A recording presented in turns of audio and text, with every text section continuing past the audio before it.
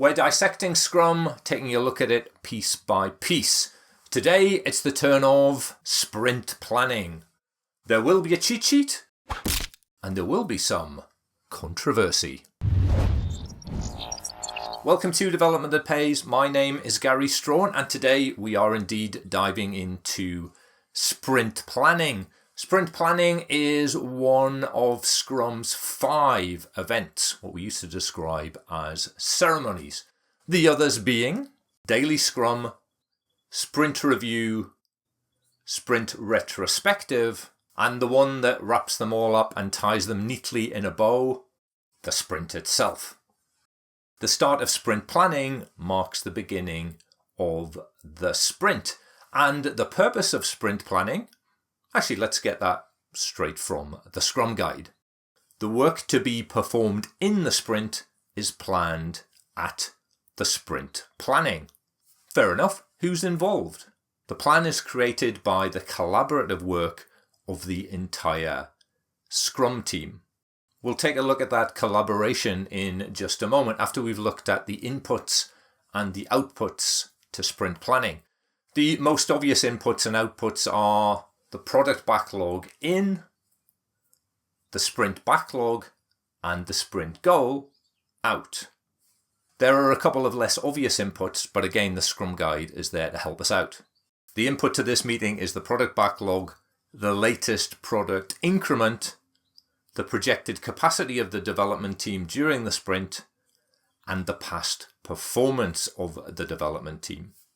That mention of capacity reminds us that a product backlog in Scrum comes with a certain set of assumptions. An assumption that the items are ordered, prioritised, and that the items have been estimated. At least the items towards the top of the list have been estimated. Okay, I think we're ready to do some sprint planning.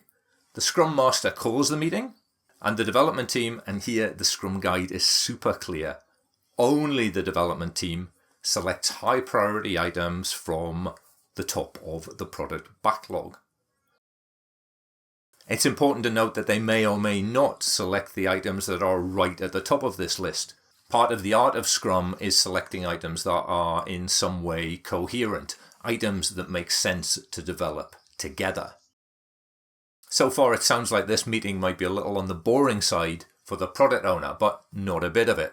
The product owner can help clarify the selected product backlog items and make trade-offs. I mentioned earlier this notion of selecting coherent items, and this ties in nicely with the sprint goal, the Scrum Guide again. During sprint planning, the Scrum team also crafts a sprint goal.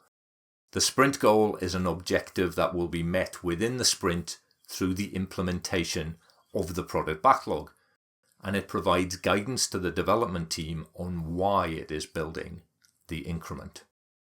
Excellent, we have our sprint goal and we have our selected items, our sprint backlog, or do we?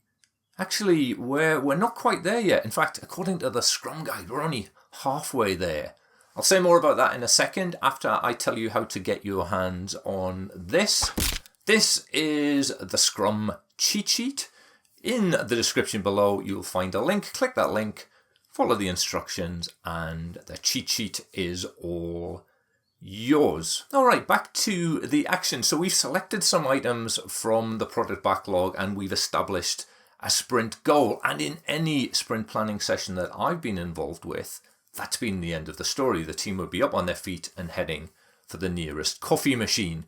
But apparently I and many of my colleagues have been getting this very wrong. The Scrum Guide is really clear that sprint planning has not one, but 2 parts to it. In fact, the Scrum Guide refers to these as topics, and topic 1 is what can be done in the sprint, but topic 2 is how will the chosen work get done. Let's see what it says about this in detail. Having selected the sprint goal and selected the product backlog items for the sprint, the development team decides how it will build this functionality into a done product element during the sprint. And stand by for another surprise. The product backlog items selected for this sprint plus the plan for delivering them is called the sprint backlog. Did you get that? Turns out that the sprint backlog is more than just a selected subset of the product backlog. It's that subset plus a plan for how that subset will be delivered. So not just the what, but also the how. Clearly, I've been getting this wrong for a very long time, but what about you? For you, is sprint planning just a process of selection, or do you go on and create that all-important plan? Be very curious to know, and let me know in their comments below. And if you're interested in Scrum, keep watching. There are many other videos in this series, and you could start off with one of these two over here. Thanks indeed for watching. I'll see you next time.